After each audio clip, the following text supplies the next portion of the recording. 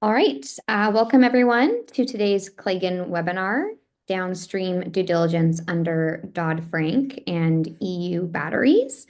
I'll preface, we're also going to throw in some bonus content today about some other critical minerals. We'll get to that in a little bit, but just a little cliffhanger for you.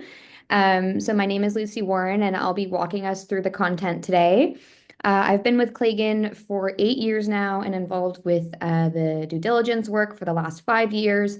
I support our clients with their responsible minerals programs, in addition to leading our internal research investigations.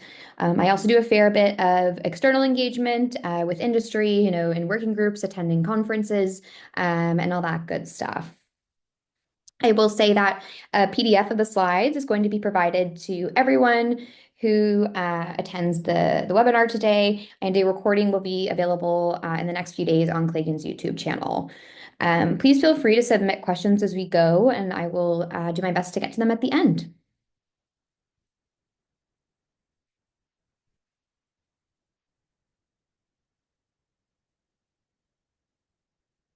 All right, so we are going to start off by providing a brief overview of Claigan's smelter RCOI data and risk data for the 2024 reporting year. So on an annual basis, Claigan conducts outreach and investigates all of the known 3TG, so tin, tantalum, tungsten, and gold smelters and refiners to determine A, which of these smelters are sourcing from the covered countries, so the DRC and the 9 adjoining countries, and also country of origin data for each of those facilities. During the overview of our research over the last year, we're also going to talk about several risks that are impacting tin, tantalum, tungsten, and gold supply chains. Namely, we will spend some time looking at the current situation in the DRC and how downstream companies should be responding to these risks. And so we're going to look at staying compliant, the steps for downstream companies, and what the OECD has to say about disengagement. We will then take a look at battery minerals and the EU batteries regulation, including an overview of the research that we have conducted at Claigan over the last year, looking at nickel, cobalt, lithium, and natural graphite. And lastly, this is kind of the bonus material that we have thrown in. I'm going to really quickly touch on some other critical minerals that, if you're in the space of responsible sourcing, you are probably getting asked about either internally or by your customers. All right, before we dive into all of the main material, I want to start off by just sharing a bit about Claigan's experience and let you all know that you are in good hands over the next hour. So Claigan has been here since the start. We were a key player in the development of the initial conflict minerals legislation. Claigan testified to Congress when Dodd-Frank was under consultation, and we are quoted 18 times in the SEC's final rule on conflict minerals. Additionally, Claigan has managed hundreds of conflict minerals programs over the last decade, helping with every part of the program from engaging suppliers to that SEC reporting at the end of May. We've worked with many companies, big and small, some with complex supply chains, helping, build policies, post public reports on websites. I mean, we have really seen it all when it comes to conflict minerals programs. I also want to note here that we are experts now really across a range of minerals and risk categories. So, this all started with Dodd-Frank and 3TGs about a decade ago, but we've now expanded to looking at cobalt over the last 5+ years, and now battery minerals like nickel, lithium, and graphite. And we've also spent quite a bit of time diving into mica supply chains as well. And when we're looking at all of these different minerals, we're considering risks, like the covered countries. And we're looking at Dodd-Frank, 3TGs, broader conflict-affected areas, issues with forced labor. If you're familiar with the Uyghur Forced Labor Prevention Act, UFLPA in the United States, that's kind of where that stems from. Looking at sanctions, and then now considering risks as they're relevant to the EU batteries regulation. And finally, I just want to note that we are professionals at conducting OECD-aligned due diligence.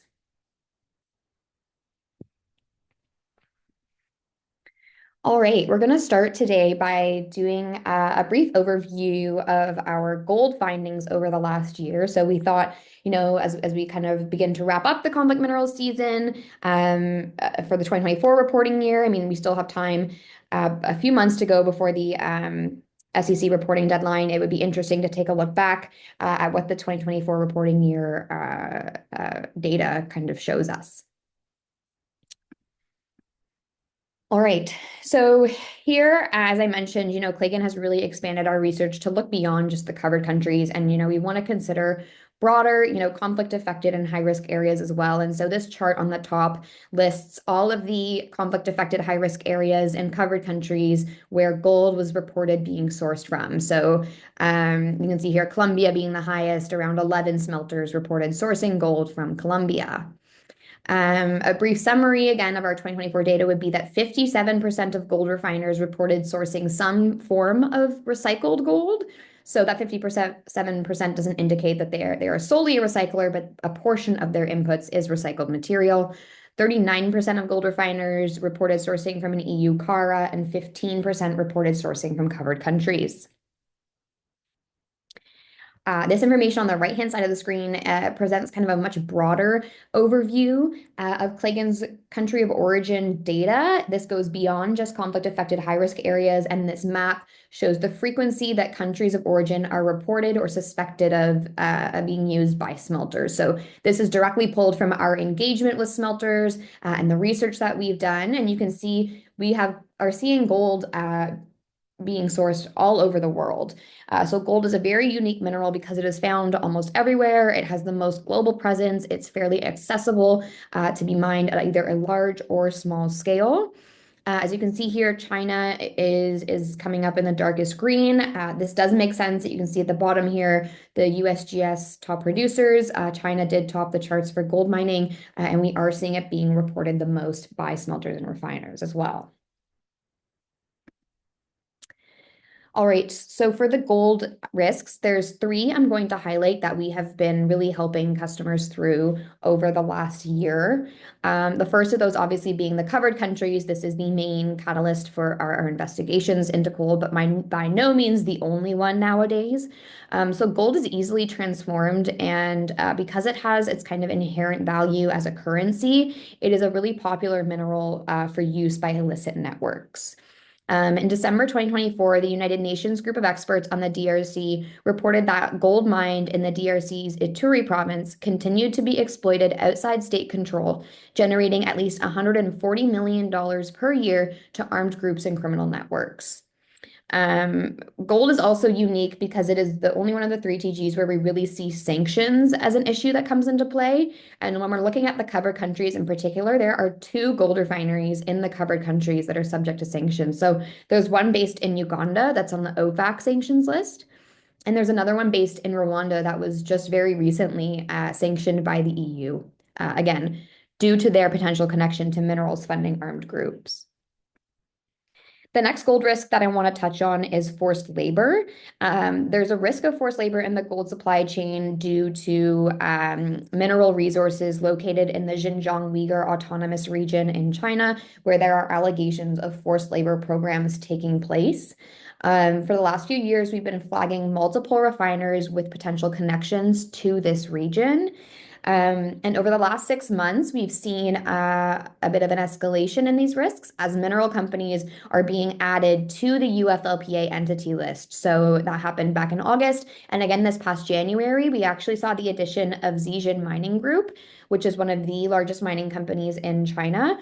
The group company, along with several subsidiaries, were added to the UFLPA entity list this past January. Something about Zijin, many of you, if you will go to look at your company's CMRT and you search the word Zijin, you will likely see a couple of facilities related to that group company coming up in your supply chain. So again, the gold refiners related to Zijin themselves have not been added, but definitely concerning to see the group company coming up on the list. And finally, another risk we've been looking at again for the last couple of years would be any smelters located in or sourcing from Russia. Back in 2022, following the invasion of Ukraine, the United States placed an embargo on Russian gold. Since then, a couple of gold refineries in particular have been subject to sanctions in both the United States and the United Kingdom.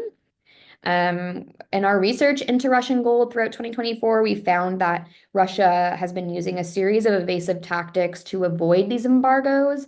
For example, sending gold through countries like Armenia and China.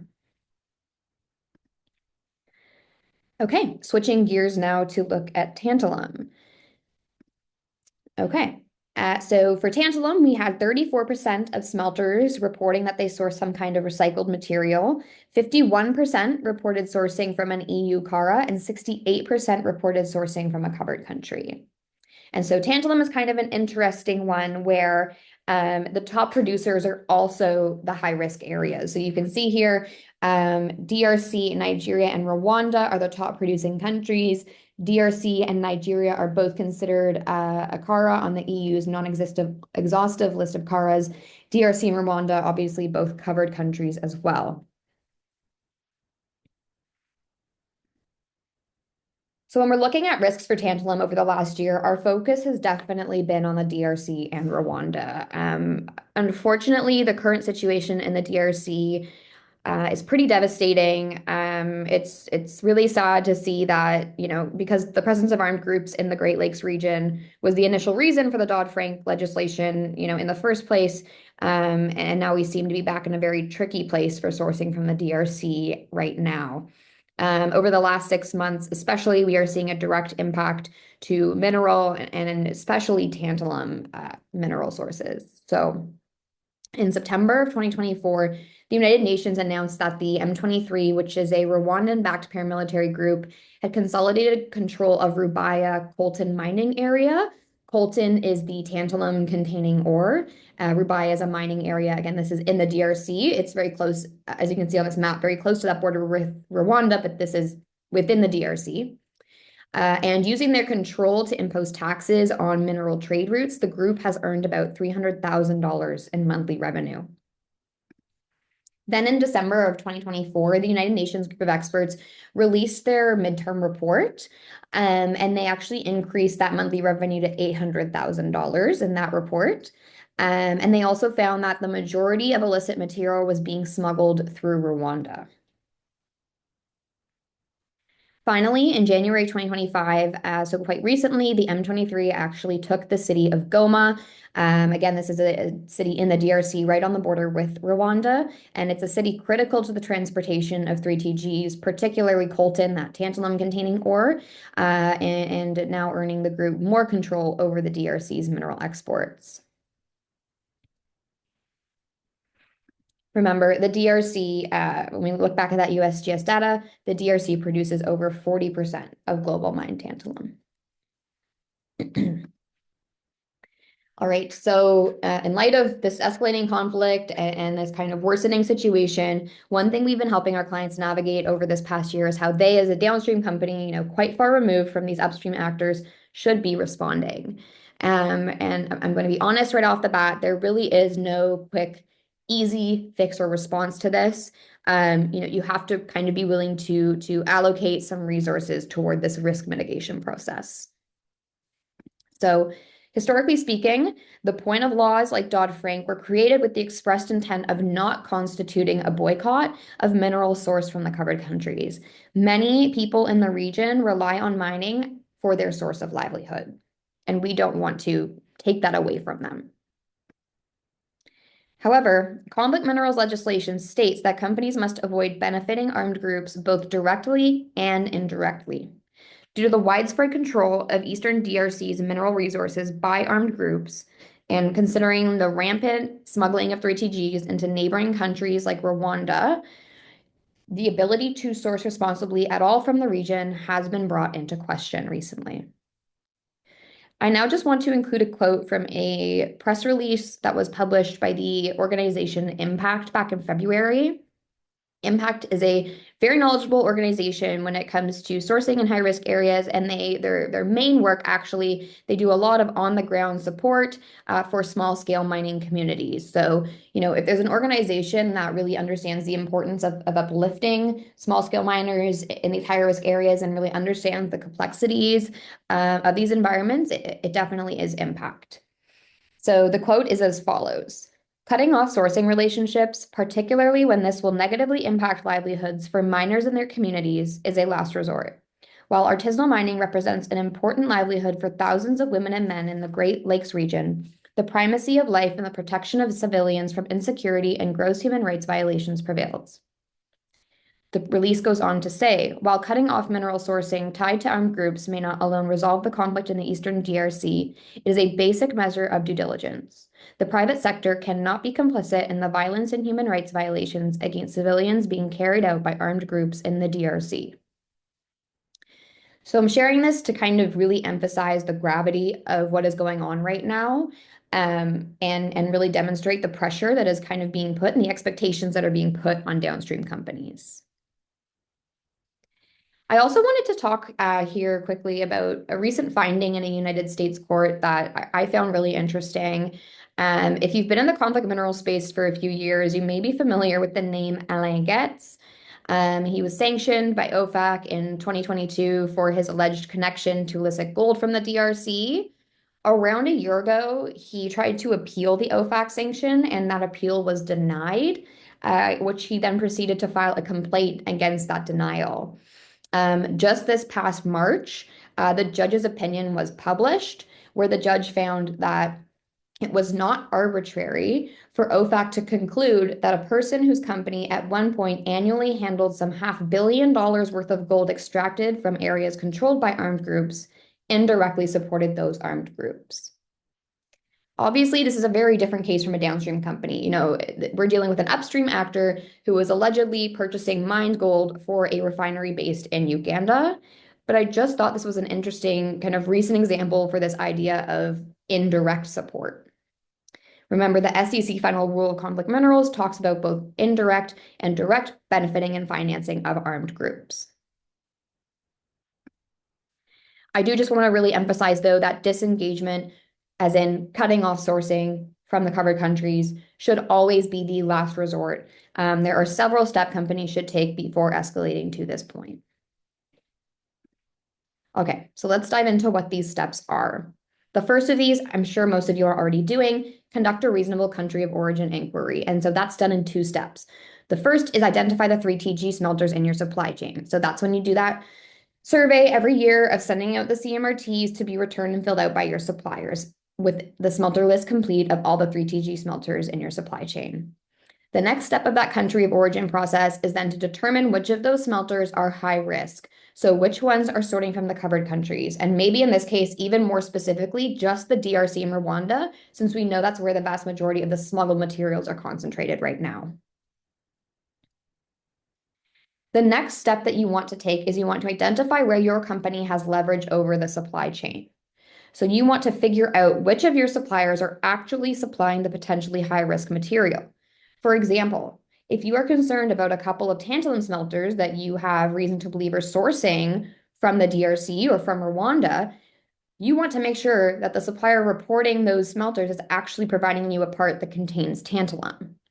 So you want to get down to the part or the product level data in order to make sure that you're focusing your risk mitigation efforts in the right places and where you actually have leverage over the supply chain because you're actually purchasing a part that contains that potentially high risk material. And finally, you need to be conducting meaningful stakeholder engagement. Reaching out to your immediate suppliers is very important. That's who's going to provide you kind of that initial data. But maybe you need to take it a little bit further than tier 1. This could look like maybe your tier 1 supplier is having trouble with a tier 2. And so maybe you provide some support there to help get better data from that tier 2 supplier. Maybe this looks like engaging more with upstream actors by talking to some NGOs or industry organizations, or even trying to partner with some peer companies to have kind of a collective effort toward risk mitigation. I have mentioned here direct engagement with smelters. But I do want to be really clear that if your company wants to take this route, you have to go into it with the willingness to provide support and create a really trusting relationship there. Remember, you are not a direct customer of the smelter, and they have no obligation to answer your questions. So only take this step if you are ready to work with them. The big caveat here is to remember that your suppliers are not always able to enact more leverage than you. Sure, when it comes to their direct suppliers, absolutely, if they're the direct purchasers, they're going to have more leverage. But when it comes to upstream actors, 3, 4+ tiers removed, they don't necessarily have any more capability than you do. And so it's important for downstream brands to really avoid overburdening other parts of the supply chain. Okay, so we'll go back now to this topic of disengagement and when companies should consider taking that step. So the OECD due diligence guidelines suggest suspending or disengaging when suppliers are tied to armed groups who illegally control mine sites or otherwise control transportation routes, points where minerals are traded, and upstream actors in the supply chain. Illegally taxed or extorted money or minerals at points of access to mine sites, along transportation routes, or at points where minerals are traded, and illegally tax or extort intermediaries, export companies, or international traders. So it's this middle one that is posing the biggest risk to your supply chains right now. It is very unlikely that smelters in your supply chain would be sourcing directly from armed groups or mine sites that are controlled by armed groups. However, there is a risk that they are sourcing from a region where armed groups are controlling the trade routes and taxing people as they go down the road with the minerals and things like that. So, it's going back to that idea of indirect support. Remember in that quote, Getz was accused of handling gold in an area controlled by armed groups. I want to emphasize, I'm not saying this to scare you. Remember, you have those steps on the previous slide. Start there, put in some work to engage supply chain actors and industry, to demonstrate good faith toward, improving the situation for people on the ground before we get to this point. Lean on those other steps, put in some work, and put in that good faith effort. Okay. Switching gears now, we're going to continue to look at our 3TG data. I'm going to touch on tin and tungsten before we move on to other mineral sets. The conversation we just had about tantalum sourcing and the DRC being high risk and how to handle, the increased conflict, that absolutely pertains to tin and tungsten as well. For variety's sake, I'm going to talk about some different risks in the tin and tungsten supply chain, but definitely carry that conversation with you as you conduct your risk mitigation for tin and tungsten as well. All right, so in 2024, 34% of tin smelters reported to us they source some kind of recycled material. 27% reported sourcing from an EU CARA, and 17% from a covered country. So one of the things that we've really wanted to start doing over the last few years is, yes, we want to focus on the high risk areas, but we also want to look into the supply chains of the most frequently reported regions. So for example, when we're looking at tin, you can see a top producer of tin, according to the United States Geological Survey, is Indonesia. We also found that many tin smelters were reporting Indonesia as a point of origin for their materials. And so this encouraged us to kind of dive into the Indonesian supply chain and see, what kind of risks might be there, because ultimately this is going to be the biggest footprint. Indonesia is home to the second largest tin mineral reserve in the world, and its economy relies very heavily on the tin industry. What we found is that in 2024, the Indonesian tin industry has faced scrutiny for illegal mining operations facilitated by a large state-owned tin mining company that happened between 2015 and 2022. So these operations were found to be taking place in protected forests, conservation areas, and national parks that were covered an area of over 170,000 hectares. This was almost double the area that the company was licensed to exploit. Illegal mining often took place near riverbanks, causing waste and pollution to flow down rivers and threatening the agricultural and fishing income of local communities. Additionally, these illegal mining operations resulted in the state losing the equivalent of 17 billion US dollars, ultimately money that could have gone toward benefiting the local population or the environment. I want to note that it is possible, this is a major tin mining company in Indonesia, and it's possible tin coming from this operation could be entering your supply chain. This mining company makes up a large percentage of the tin mined in Indonesia. Indonesia makes a large percent of the tin mined globally. Something important to consider. All right. Looking forward now to look at tungsten. So in 2024, 31% of smelters of tungsten reported sourcing some form of recycled material, 20% reported sourcing from an EU CARA, and 15% from a covered country. What we found with tungsten, as you'll see here, is China was by far the most reported. This makes sense. The vast majority of tungsten is mined in China. You'll also see here, if you look at South America, we actually saw quite a bit of tungsten being reported from Bolivia. So Bolivia is the 5th largest producer of mined tungsten, and this motivated us to dive into Bolivian mining industry and what are the potential risks associated with sourcing from Bolivia. What we found was that there's a certain part of Bolivia, the Department of Oruro, which is home to a wide range of mineral resources, including tungsten. This region is also home to a diverse group of indigenous communities living a traditional pastoral lifestyle. Since 2022, multiple groups of indigenous women from these communities have been protesting and the adverse impacts of mining in the region. So they've been protesting against pollution, land use, and water scarcity. Unfortunately, that protesting was then met with violent responses from miners, creating a real fear for safety within the community. We actually found one instance from a protest in April of 2024 where women were harassed and attacked by mining union workers. When they fled the scene, they were followed by the assailants who proceeded to throw dynamite into their homes. Thankfully, there was no reported injuries from these instances, but obviously a very scary situation for people on the ground.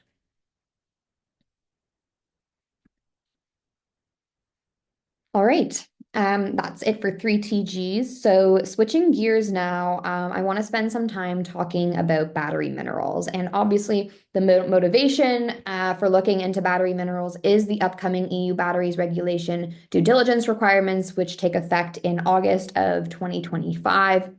The minerals that are covered by that are cobalt. Many companies have been looking into cobalt for several years as it's on the current EMRT template. We've been conducting research on cobalt for well over 5 years now. And now we have built up our database and our research on lithium, nickel, and natural graphite, the other 3 minerals as well. All right, I want to spend a bit of time now talking about kind of the broad process for companies that are in scope of the EU batteries regulation due diligence requirements. I know that we're waiting on some guidance documents to be published, but we do have a general idea of what that process is going to look like and what information needs to be collected. And so Claigan has been deep in that research for some time now, and so we've been helping our clients, be well prepared for enforcement to get underway. The first step is going to be supplier engagement, very similar as it is for 3TGs. Using the EMRT template, you'll reach out to your suppliers and collect smelter information for cobalt, lithium, nickel, and natural graphite. So as of a few weeks from now, that will be able to be done using the EMRT 2.0. So if you're familiar with the EMRT as it is right now, that's a mineral reporting template that currently only includes cobalt and mica, but it is being updated in the near future to also contain lithium, nickel, and natural graphite, a few other minerals as well, but mainly, those EU battery in scope minerals.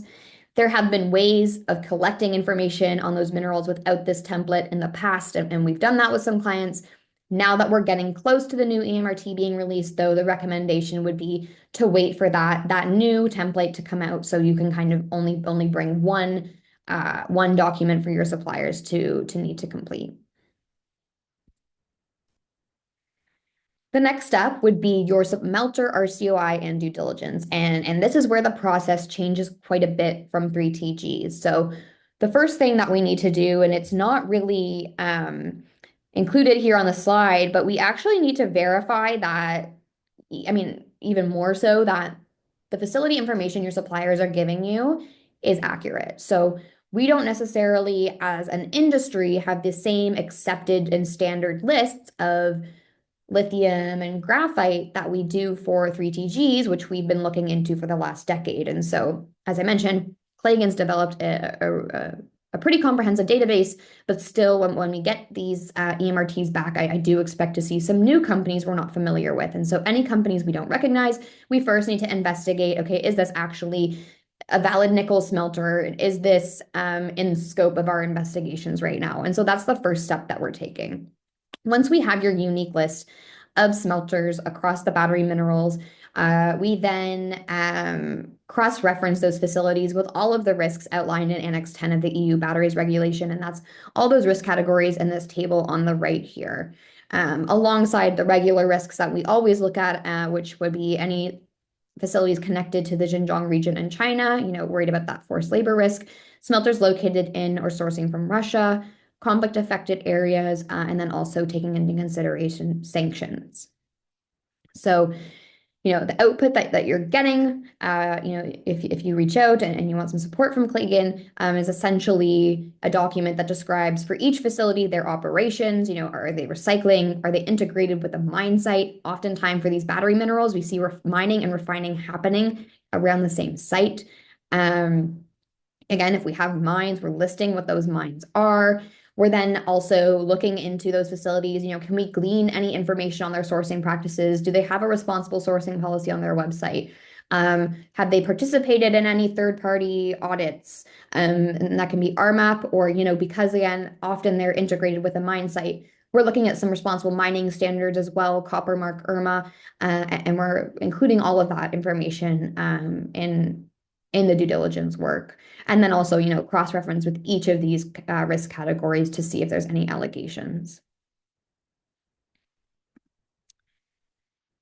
All right, I now want to provide a bit of an overview of the research that Claigan has compiled for the battery minerals. So overall, we're looking at over 300 operations identified for cobalt, lithium, natural graphite, and nickel.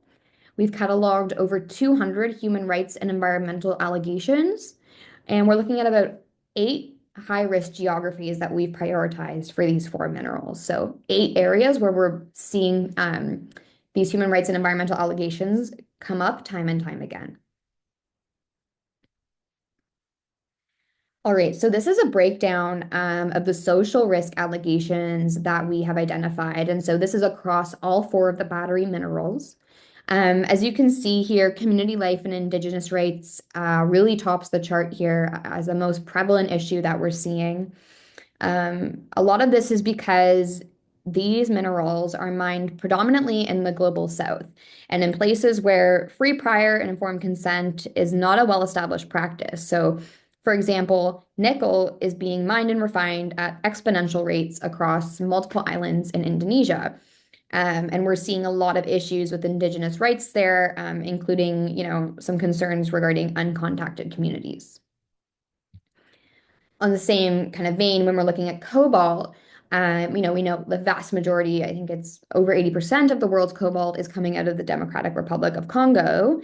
If you haven't looked, I recommend you go look at a satellite imagery of cities like Kolwezi or Lubumbashi, and you will see how these massive copper cobalt mines literally border right along the cities. Obviously, this causes a lot of disturbances to residents, as well as displaces many people as the mine expands. So that's just a couple of examples of why those community life Indigenous rights are really topping the charts here. Switching gears to look at the environmental risks. So as you can see, water pollution is really the big prominent risk here. This actually makes sense considering community life was the main issue for the social risks, because those two tend to go hand in hand. You can imagine if a mine or a refinery is polluting water resources, that would impact fish populations. So maybe that's a source of food or a source of livelihood for the community. It's polluting drinking water or a source of hygiene. And so, you know, there's definitely a trend there of, how impacts to water is always going to also be an impact to community.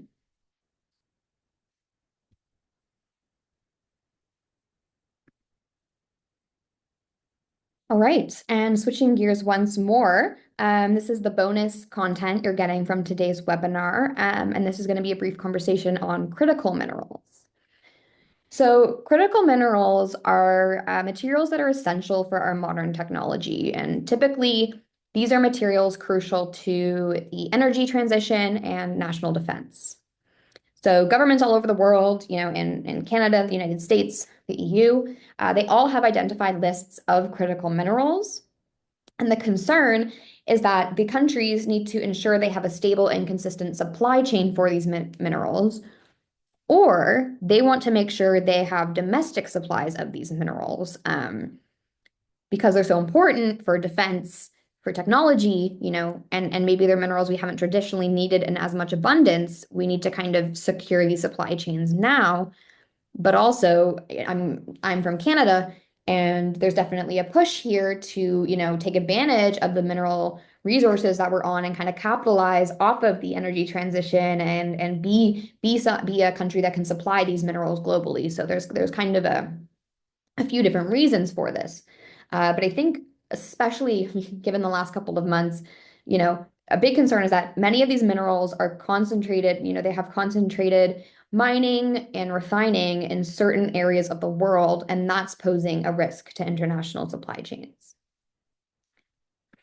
So an example I want to talk about here are our two minerals, gallium and germanium. These are critical minerals. They've been identified as so by in North America and the EU.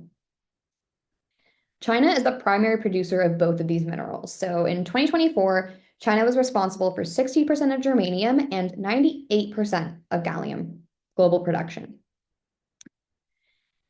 Back in August of 2023, China started placing restrictions on all exports of these two minerals, and by November of that year, exports had dropped 80%. This past December, China banned all exports of these two minerals to the United States.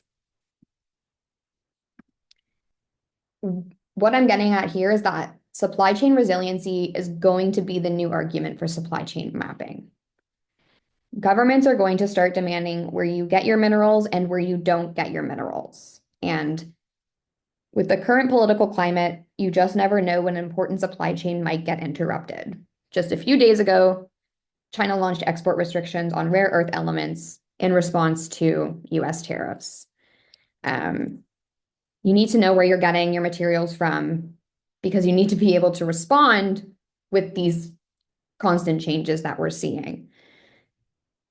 So if you're on a responsible sourcing team or compliance team right now, and things seem a bit weird because we have sustainability and due diligence regulations in the EU kind of up in flux, or there's a trend of cutting back on ESG requirements, this is the argument you need to be making for why your job and why the work you do is so important, because these trade wars are going to have a major impact on your supply chains, and companies need to know where your materials come from. We need that supply chain mapping and traceability data to ensure business continuity.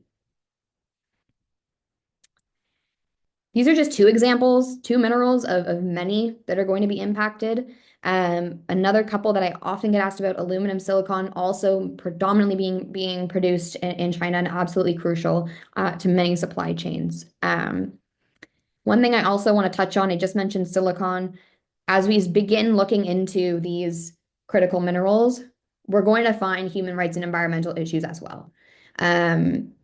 Again, if you're familiar with Uyghur Forced Labor Prevention Act, you would be aware polysilicon is one of the commodities that act is focused on. And we've actually done a good deep dive into silicon to kind of look at that connection to forced labor. So China makes up for around 75% of the global silicone market. Polysilicon producers in Xinjiang alone account for around 45% of the world's solar-grade polysilicon. The Xinjiang region also controls about 10% of China's quartz reserves, and quartz is a mineral that can be critical in the production of silicon. So China, and particularly Xinjiang's dominance in the silicon market, has raised concerns about global supply chain exposure to forced labor programs in the Xinjiang Uyghur Autonomous Region. As I mentioned, we've begun to research and identify silicon processors and determine which ones are located in this high-risk region, and beyond that, which could be connected or are connected to forced labor. So far, we identified 23 processors that are located in the Xinjiang region alone, 15 of which have been connected to allegations of forced labor. If we want to zoom that out even more, this chart on the left shows global silicon production. So the total number of silicon facilities around the world, a third of those are accused of forced labor, not just located in the high-risk region, but actually have an allegation of forced labor against them. On the right, if we're looking at just China, that's almost half in China alone. So I think obviously a bit grim, but I think important to note. And important to know that, as we're looking at these critical minerals, we're going to find some human rights and environmental issues as well. So one thing I do want to mention here, if your company is interested in looking into some of these other mineral categories, there is a resource out there for you. It's the AMRT, the Additional Minerals Reporting Template. And this is essentially an ad hoc reporting template where you can request data from your suppliers on up to 10 minerals of your choosing. There's no specific mineral scope. It doesn't have to be 10. It can be anywhere from 1 to 10. And it's just a way for the RMI made this, and it's just a resource for companies because, every company seems to have a bit of a different scope right now. And this will just allow you to further survey your suppliers on minerals that aren't currently listed on the CMRT or the EMRT. It also has an optional mine level facility tab. And so, as I mentioned, very useful for surveying these other critical minerals.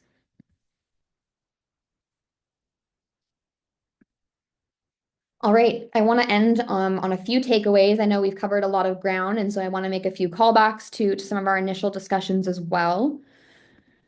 First point I'm going to emphasize is that strong country of origin data helps focus your due diligence efforts. Going back to that conversation about, tantalum and risk mitigation, you want to know more than maybe just who's sourcing from the covered countries, but you want to know which facilities are sourcing from the DRC or from Rwanda. And that will really help focus that supply chain engagement where it's needed. Next, companies should attempt meaningful stakeholder engagement during times of increased risk. So right now with the increased conflict in DRC, I think more companies need to be thinking, what steps are they taking to improve the situation for people on the ground? And there are a lot of companies doing a lot of really great work. But I do think generally this has been kind of an overlooked part of due diligence. And this is part of more than just Dodd-Frank or conflict minerals. This is a part that's ingrained in all of the new due diligence laws coming out in the EU. Absolutely, it's part of EU batteries. Part of your annual EU batteries report, as it stands right now, has to include links and resources for the average reader to be able to go and help and contribute to people in producing countries. So I think this is really something for companies to be thinking about. Next, preparing for EU batteries regulation should be a sooner rather than later priority. EU batteries regulation is a whole new beast. I know we're waiting on some guidances and maybe things are being delayed a bit. We don't really know. Even if this did get delayed a year, remember, we're talking about over 300 facilities and over 200 human rights and environmental allegations. There's a lot of information out there that you're going to have to go through and be an expert on. So the more time you have to prepare, the better. And if you're not an expert yet, reach out, come talk to us, and we'll help you get started and start pairing through all of this data. And lastly, just going back to that point we were just talking about, supply chain resilience will drive supply chain mapping in the near future. It's only getting uglier before it gets better. And, all of the human rights and environmental concerns aside, sheer business continuity, if that's the argument you have to make to get this work done, it is absolutely an issue that I think you're going to see being driven maybe more so by your internally, but also definitely by customers as well.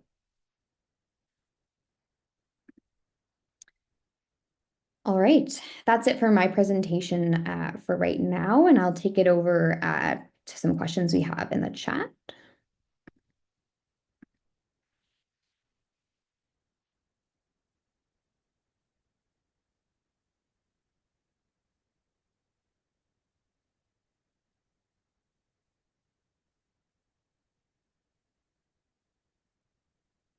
I have one question here. With the difficulties in ethical sourcing, are there any credible efforts to recycle/reuse 3TGs from waste sources? Absolutely. So there are lots of smelters and refiners that source 3TGs from recycled material, often discarded electronics, industrial waste, things like that. As I mentioned, on those slides, sometimes there are facilities that only process recycled materials, and sometimes there's facilities that's only part of their input, but that's definitely being done.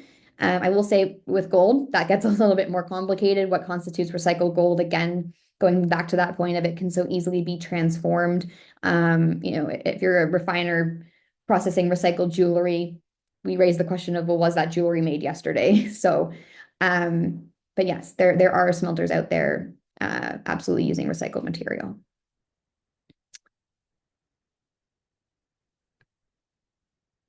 I have a question that Dodd-Frank is about the DRC and neighboring countries. So why are we concerned or reporting other countries outside of the covered countries?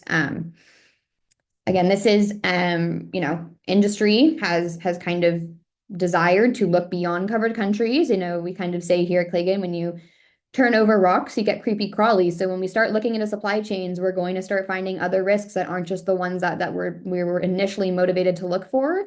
And if you're going to start doing that, you want to be prepared and you do want to address them. I think companies feel the obligation that, if they're going to find things that they should be acting on them.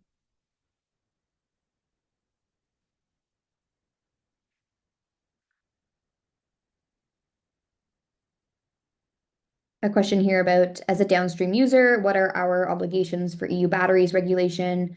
I would recommend, checking the scoping requirements of EU batteries. And if you're not sure where to find that, please reach out after and I can help. Not every company is going to be in scope. If you're putting a battery on the market in the EU, you might want to check if you meet the financial thresholds. That being said, if your customer is in scope, you're probably going to get those questions as well. And then your customer may be imposing some obligations on you to provide that information.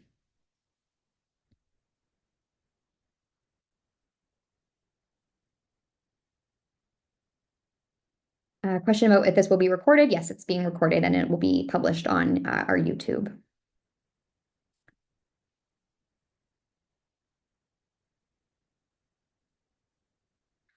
Couple more questions again coming in about EU battery regulation and about the content needed for the report, or is there any kind of quote look back period regarding due diligence? Again, I think as I mentioned during the presentation, we're waiting on a bit more guidance, which all we know at this point is that guidance is delayed. We don't really have a timeline for when it will be available. And so I think that will help to clarify those more specifics, but companies do not need to publish their report this August.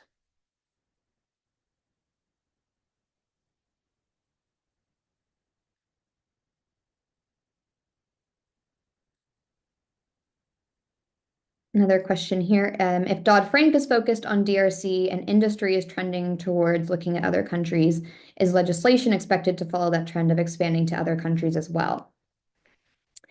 I think what I find interesting is that, there's a number of due diligence legislation being passed in the EU or being reconsidered now, I suppose. But what a lot of these new acts are doing is taking kind of a more broad approach and just kind of imposing on companies they have to have a process to identify risks and then respond to those risks. And so they're not imposing, we're going to tell you which countries are those risks, but companies need to have a way to internally decide where the risks are and then act upon them. And so I think it makes sense because risks are going to change over the years. And so picking, a specific geography to focus on isn't always going to be the most future proof.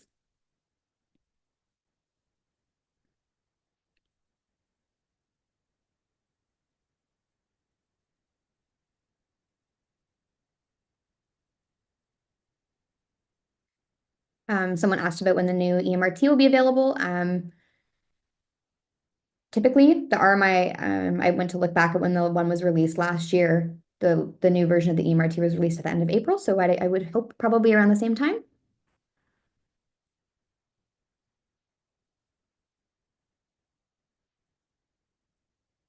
Yeah, I'm getting lots of questions about, EU batteries timing and delay. Unfortunately, I think we're about as privy as everyone else. It seems to be like there may be some rumors of delays coming, but no, nothing formal or official by any means.